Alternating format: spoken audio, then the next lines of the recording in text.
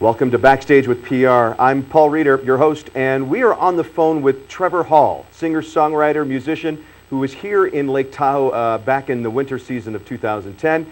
And we are extremely excited to have him coming back September 25th, playing along with Ziggy Marley. Welcome to the show, Trevor. Thank you. Thanks for having me. You have a brand new album out called Everything, Every Time, Everywhere that hit the stores just a few weeks ago. I had an opportunity to listen to some of that. It's fantastic. Tell us a little bit about the album and what people can expect to hear on this new release.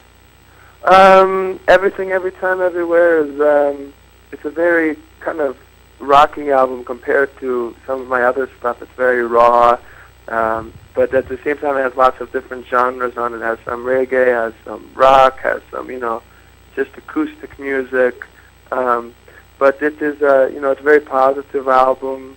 It has lots of, world influences as well, some stuff from India, etc. So we're really stoked on it. Really stoked on it. It came out August 23rd, and we're, currently running around the country trying to promote it. Do you have a favorite track on the album that you just are in love with?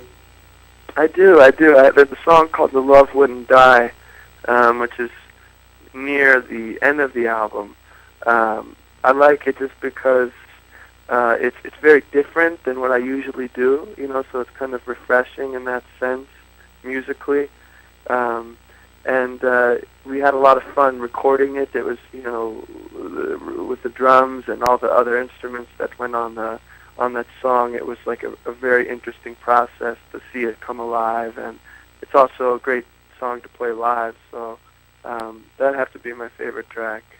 Well, thanks for sharing that. Your music is so deep and so different and wonderful. Who are some of your musical influences in your career? Someone that shaped you?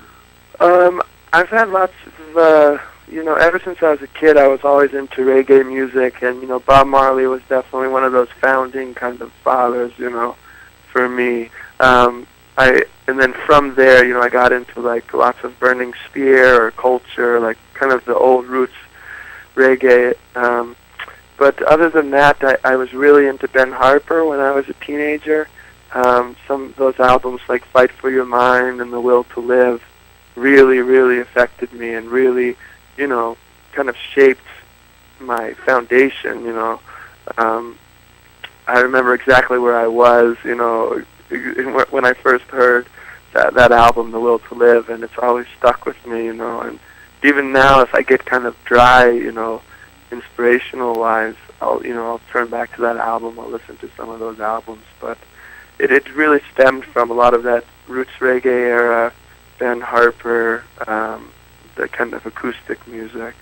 You mentioned Bob Marley. Have you ever worked with Ziggy Marley before? You have a show coming up here on September 25th in Lake Tahoe. Bob's son Ziggy is going to be performing with you. Have you worked with him? I have. We did a tour with him maybe 4 years ago, 3 or 4 years ago. I don't think he would remember me, but we didn't get to talk that much when we were on the tour.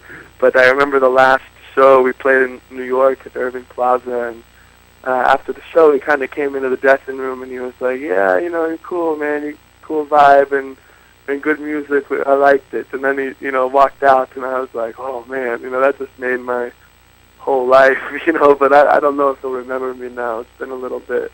Well, it's going to be an amazing show with you and Ziggy Marley together September 25th at MontBleu. Thank you for calling in today, sharing your new album, and sharing some of your experience. We look forward to seeing you on Sunday, September 25th here in Lake Tahoe. Thank you, Trevor Hall.